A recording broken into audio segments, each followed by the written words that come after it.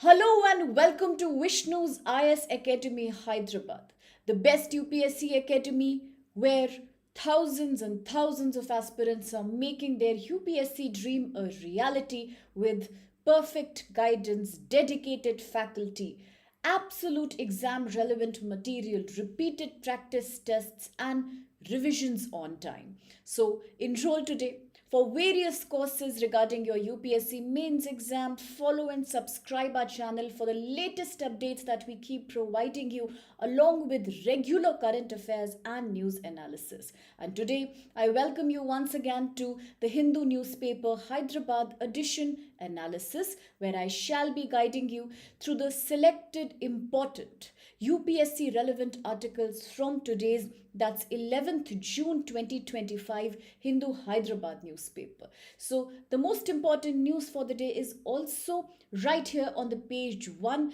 which says how India's population today has hit 146.39 crore, and this is an estimation given by United Nations Population Fund. Now we already know in the last 2 years that India has overtaken China by a decent margin, only to become the most populous country of the world. But population cannot be measured as a single aggregate because population is a very complex concept. It includes so many other sub concepts, including the diversity of population structure, the demographic distribution of a country's population across various states. It also boils down to immigration patterns, the number of people who are coming inside the country, immigrants who leave the country and go outside abroad. Then, of course, we also calculate population aggregates by taking into mind concepts, demographic concepts like the birth rate, death rate. Okay, so all these when combined together gives you the aggregate of population of a given country at a given point of time. And today, as India's population is climbing to 146.39 crores, UN has certain observations for India. The first observation happens to be that today we are witnessing country's total fertility rate. Again, this is not a new concept. Just a couple of days back, I had discussed with you two concepts. One was the total fertility rate and the other was replacement level fertility. Both these are crucial when we talk about changing population or the changing patterns of population over a certain period of time. Now, talking about fertility rate, clearly fertility rate refers to the number of children that a woman is expected to have throughout her reproductive lifespan, say which begins at around 15 and it could end easily by the late 40s, 48, 49 years of age. The number of children she is expected to have will be the fertility rate. Now, having said that, today in India we are witnessing a rapid decline of total fertility rate, which means that if the total fertility rate that is expected to be maintained globally stands at about 2.1. Today, India is experiencing, and do remember that this is more specific to the peninsular Indian states, okay? So, of course, state by state also there is a variation in TFR. But talking more about peninsular Indian states, like if you take the data from 2011 census, then even Mizoram or certain northeast Indian states, including island states of Lakshadweep, UTs of Lakshadweep. So these are also certain regions which have been experiencing a fertility rate that is much below the total fertility rate of 2.1. So today these states are experiencing about 1.9 fertility rate, which is very, very low. Because whenever we use the word total fertility rate, please understand that there is an estimated desired fertility rate that the countries want to have, that their population is expected to have, and therefore a fertility rate of 2.1 is also in demography referred to as replacement level fertility. Like I explained just 2 days before, replacement level fertility is that fertility where a population exactly replicates itself. It produces enough children, enough offsprings to maintain the replacement of its own generation. Okay, so therefore we do not need any active population control if a country is successfully able to achieve replacement level fertility pegged at about 2.1. In a very simple way, we could understand this as 2 children per woman. But this is far from perfect because not all the countries are able to achieve a perfect TFR of 2.1. It doesn't normally happen. For example, if we were to believe in the theory of demographic transition, a very widely used measure, when we analyze population changes and population growth patterns across the world, we know that different countries are situated in a different stage of this transition. Talking about certain sub-Saharan African countries, talking about certain countries of South America, South Asia, even India, certain states in India, in the northern Indian belt. These countries are still lingering somewhere in the stage 2, where the birth rate is still very high. The TFR is quite high. It's even higher than 2.5 for some of these countries and northern Indian states, which means per woman we are having more than 3 to 4 children. Now, this is slightly primitive stage when you talk about evolution of population change, but majority of Western countries had already been able to successfully achieve a fertility rate that was much lower than the replacement level. That's very less as compared to 2.1. And hence today you might have read in the news that there are certain countries like Canada, Japan, South Korea. Now, these are some countries which are experiencing an old age population. Why? Because if the fertility rate is so low, then naturally today, they are being predominated by an older age population. Therefore, all these countries are today becoming the silver economy. Silver economy refers to an economy where the primary activities of production, distribution, manufacturing are all tuned in to the needs of adult population. And we are talking about the geriatric population above 60 years of age. So today, as we see this Indian data that we have crossed huge mark of population, please understand it's not because our fertility rate is high. No, it's not. It's actually falling way below replacement level of 2.1 as per the article. Now, the article also says that today we can safely presume that we are experiencing a fertility crisis, pretty much like what the countries of Japan and South Korea have been experiencing for a very long time.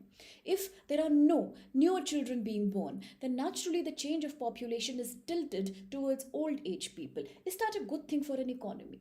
No, it's not, because there is something known as demographic dividend that comes into picture. So demographic dividend typically is the young working population aged between 15 to 59. People who are young, energetic, they can acquire skills easily and therefore they can work, they can add to your labor force, they can produce a higher GDP.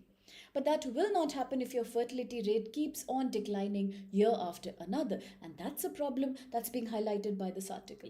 Now, apart from this problem, the article is also telling that because of the delay in the 2021 census, now the real information about population distribution will only emerge after the next census in 2027. Apart from that, as this article continues on page 8, it also tells you 2-3 more things. Say, for example, today United Nations reports are saying that millions of people in India also today are not being able to realize their fertility goals. What do we mean by that?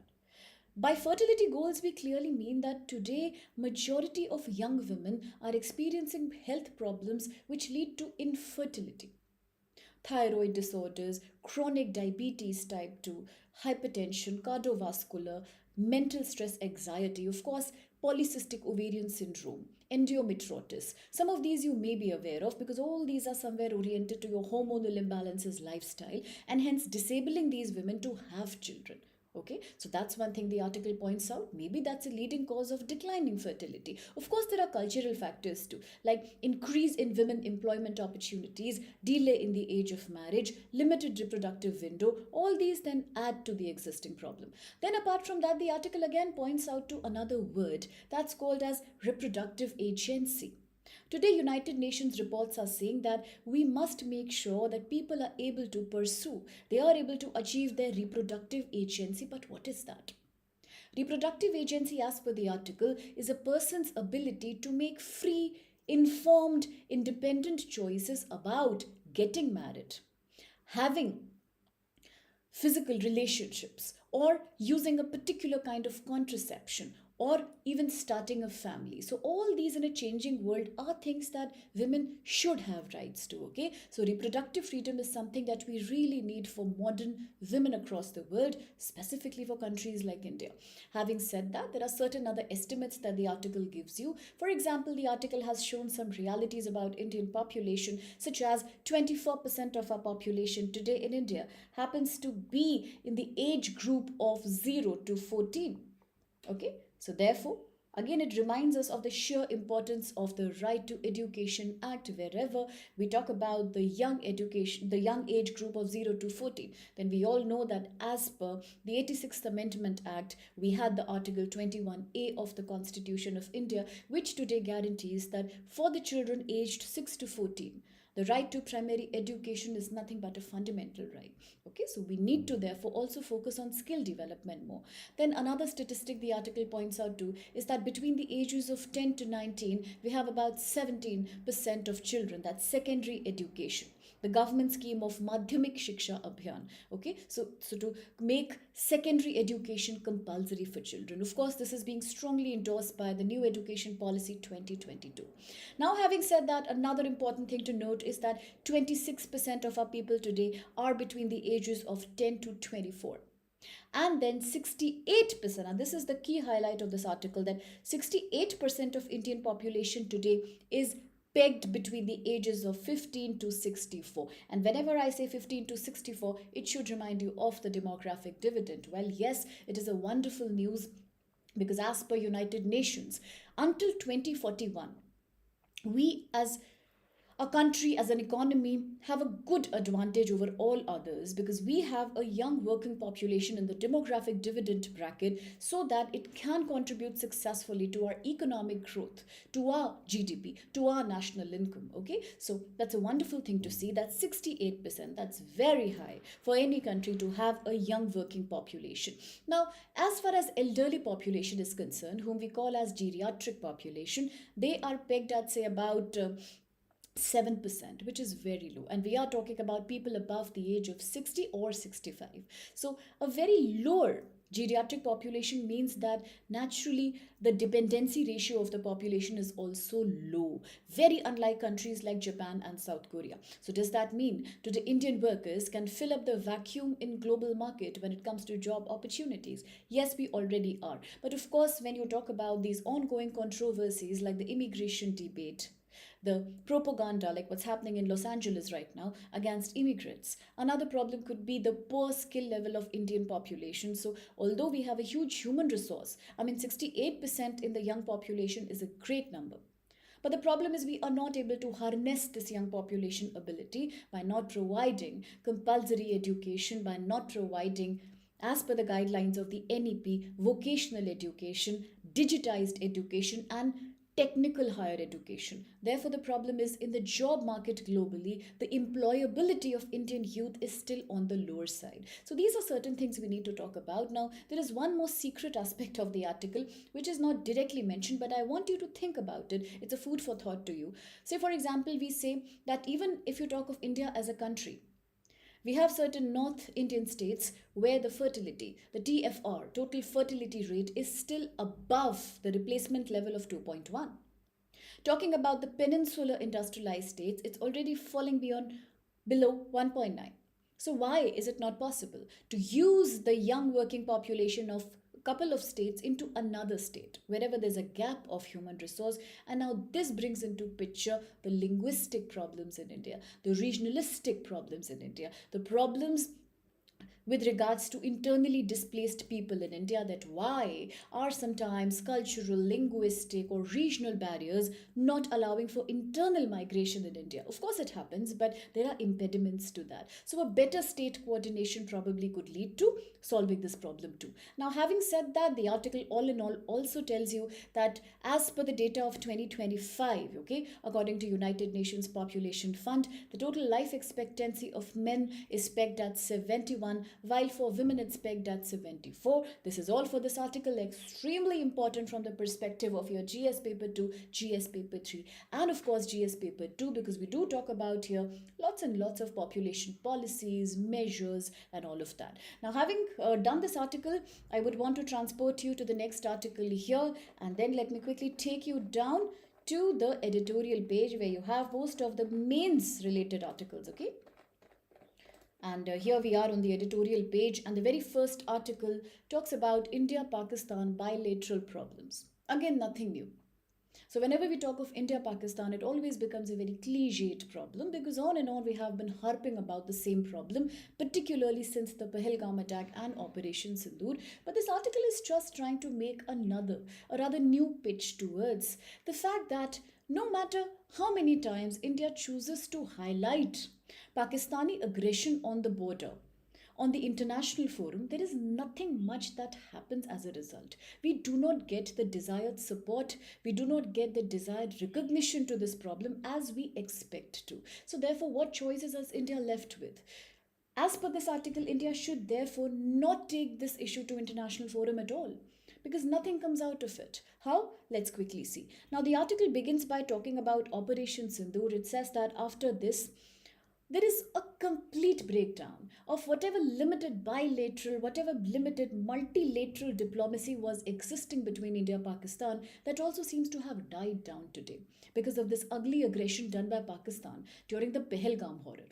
Having said that, it also tells that the strange situation is that whenever India has taken the Pakistan terror agenda to bodies like United Nations, particularly United Nations Security Council, the problem is that many of these bodies are refusing to give India an avid support, a proactive support.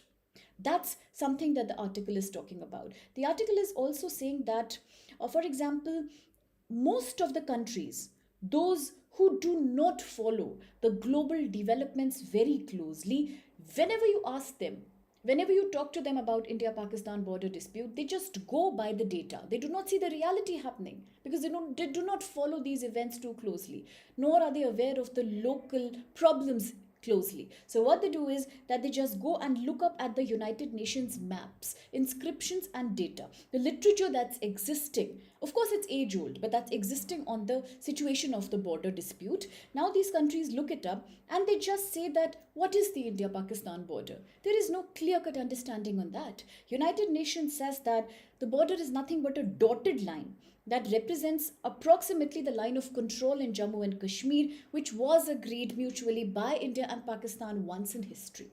Apart from that, the final status of Jammu and Kashmir is therefore not yet agreed to by most of the other countries, by many other parties to these organizations like UN. Sometimes there is also something known as disclaiming, which means that many of these countries today say that maps only do not mean official endorsement of boundaries or any official acceptance by the United Nations. This again creates ambiguity. This further enhances Pakistan's intentions of doing more and more incursions into India, because there is no official understanding when it comes to the exact border dimensions. Now, having said that, the countries therefore are not ready to make any commitment with regards to supporting India on the border issue. So therefore, what happens? They just say that you keep talking to each other, make more mutually bilateral agreements like once you had done the Shimla agreement with Pakistan. But today, India's position has become more complex. Why? Because the article says that today, after almost 30 years of India's introducing the term terrorism in the United Nations, which was earlier dismissed as an anti-Pakistan move, but today, 3 decades later, India has made it very clear. When post the Pahalgam attack, India had launched an attack on all the terrorist infrastructure in Pakistani territory. So that, if you remember, was a point of time when India had made it very, very clear that we are attacking Pakistani housed terrorist infrastructure, because although Pakistan is saying that the terrorists who operate from our soil are NSAs, they are non-state actors, we are not sponsoring them. But the reality is far from being true, because we know that all these terrorists, all these outfits were operating from Pakistan. So India at the point of time when it had, just about last month, when it had targeted terrorists in Pakistan, it had highlighted the importance of Article 1 of the United Nations Charter. So this becomes very important here, because Article 1 of the UN Charter clearly says that countries, if they experience any terror attack in their boundaries, have every right to take up an a retaliatory attack termed as self defense mechanism. So which means you can use force to defend yourself in case a severe terror attack happens to you. So therefore India's surgical attack on these terror outfits was also therefore seen in this light. India claimed that it is completely an act of self defense, but the problem is that again it became controversial because the UN specification of usage of Article 51 was not clear. It is still not clear. That's what the article says. Now, another important thing article talks about is that right before the 9/11 attacks that had happened in the US in 2001, terrorism as a concept, as a phenomena, was more prevalent in West Asia and South Asia. But post the attack on US, it completely became an American agenda. It is visible by how then America maintained its troops in Afghanistan to completely flush out all the Talibani terrorists from there. But ultimately there was no gain, because recently, just a few years back, as US decided to, step back and remove itself, shift away from the Afghan territory, again it was left to the disposal of Taliban. So, therefore, the stance of these Western countries have also been very confusing. Now, having said that, the Counter Terrorism Committee of the Security Council is the committee which has been established to implement and to monitor all the anti-terror protocols. But then again, what's the point? Because even when India had taken an act of self-defense under Article 51, there was no clear endorsement for its action. In fact, it became controversial that whether India had a right to do this or not. So therefore, there was no point in following these protocols at all. So this is the appeal that the article is making overall. The article also says that the application of this right in the case of terror attacks is very complicated. So therefore, majority of countries do not take a clear-cut position in supporting countries who act in self-defense. So therefore, when India took the issue of Pakistan's invasion of Kashmir to United Nations, it was a pure case of aggression which should have been dealt. Ideally, it should have been dealt under Chapter 6, rather Chapter 7 of the United Nations Charter. But rather than being dealt under that specific charter, it was dealt under Article 6 of the Pacific Settlement of Disputes, which means it wasn't even given the entity of a thorough terror attack. So today, as India is also a growing nuclear power alongside Pakistan, India is committed and India strongly abides its protocol of non-first use of nuclear power. So we are following that doctrine. However, when you talk about Pakistan, it's consistently threatening India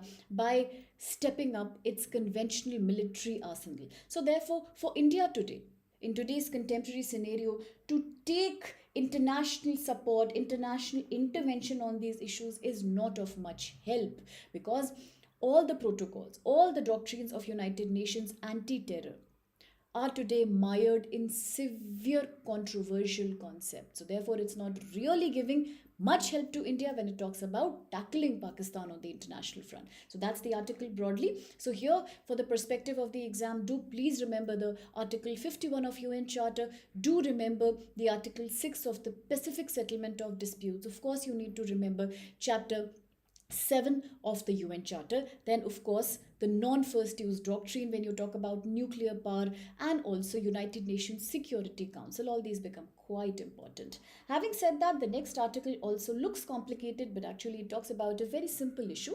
The article is saying that there is a very good legislation. There's a very good step that has been taken by the Bar Council of India recently, and it is known as India Rules for Registration and Regulation of Foreign Lawyers and Foreign Law Firms in India.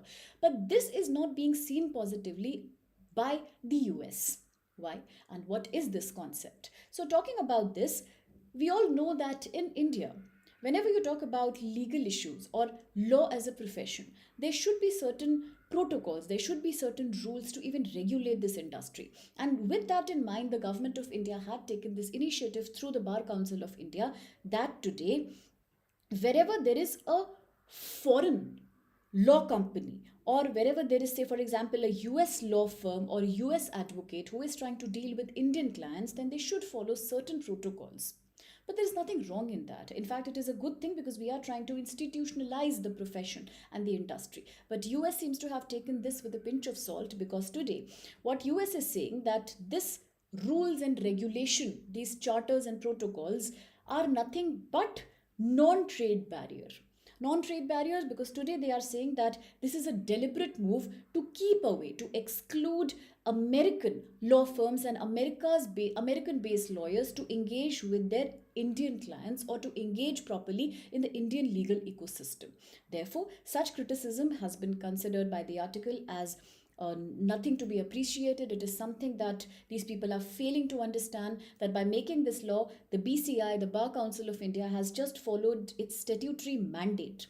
Okay, but the rules are just trying to further systematize, or they are trying to facilitate the entry of foreign practitioners and firms by just holding or upholding the professional standards and safeguarding the interests of Indian legal profession. And there is nothing wrong in that. But the criticism is that these rules are creating a kind of barrier which is a non-tariff barrier. Pretty much like we create taxes and duties on trade of goods. US claims that this is almost like a non-tax, but still it is like a barrier which is disabling foreign legal firms to operate in Indian soil. So that's what it is claiming to say. Then apart from that, it also says that they are attempting to freeze the entry of American law firms in India's legal landscape. They also say that the interest of US was overlooked when this legislation was created. It is making it very difficult for the US law firms and professionals to comply with stipulated mandates of this new act. They say that to disclose details such as nature of legal work, client identity, it is conflicting with America's own American Bar Association model rule. So therefore there is a kind of tussle going on. But on the Indian front, we do not agree, because what the article says is that why are you calling this as a non-trade barrier? Is the Bar Council of India a trade body? It's not. In the first place, it's not supposed to be. In fact, it is a statutory body. Its function is to safeguard the standards of professional ethics, professional conduct in the interest of Indian legal professionals across India. Second thing is that constitutionally and technically, the practice of law cannot form a part of any trade agreement because it is governed under entry 77 and 78 of the Union List. Okay, and not like, this is very unlike the 7th schedule of the constitution in India. So let's remember that from the Indian aspect, these rules do not bar any foreign law firm or practitioner to operate in Indian legal system, but it is just allowing it to happen in a more structured and organized way. So this is what the article typically talks about. And now, having said this, let's quickly flow down to another article, which is right here. Okay, so this is a very interesting article. There's not much you need to do here, just a brief overlook. So this article on page 10 is talking about something that has already gone viral. You may have heard that how many celebrities today are losing weight and people are trying to realign their bodies in the desired way by consuming a drug known as Ozempic. It's becoming very common. But is that a safe thing to do in terms of health and in terms of its efficacy? This article is questioning here. The article says that new weight loss medicines today have a very limited impact in real life, if you see. So even when we talk about why does it have a limited impact, because the article says that firstly, it is usually injectable rather than in the form of oral tablet. So people do not really abide by years or months long treatment. They quit it in between. Therefore, the real impact doesn't happen. Second thing is that these are slightly expensive drugs. So therefore, for people to afford them continually, talking about from a very common man's perspective, it's not that easy. People get demotivated and they stop the treatment, or if they see results, they get too positive about it and they do not feel any need to continue these treatments. Some people experience a severe side effect. But in fact, what is this Ozempic? What are these weight loss drugs all about? So let me quickly break this down to you. So whether you talk about Ozempic or any other weight loss drug that's being popularized in the market today, they are based on components known as semaglutide, and there is another one that is referred to as tirzepatide. Okay, do remember. But what are these? So these are certain injections which are coming under a class of medicine that's broadly referred to as incretin. And what do they do? So what do they do really is that they work by helping the pancreas to release absolutely measured right amount of insulin whenever the blood sugars it suddenly spike high. So they acted and they control that spike from happening. And this is the way in which they regulate insulin by helping it to move away from the bloodstream and to be channelized into other body tissues where then it is later used up for the energy. But is it a long term safe treatment to do? Well, not really, because although it also impacts your hunger, your appetite, and hence it also translates into weight loss, but then people have experienced severe adverse side effects. So the article is therefore in split. The article is saying that it is a very deeply to be thought of decision whether to continue with these shortcut weight loss methods or whether we need more investigation, more trials to confirm how successful would these be in the long term. And now, as we glide down further through the newspaper, here is a news which talks about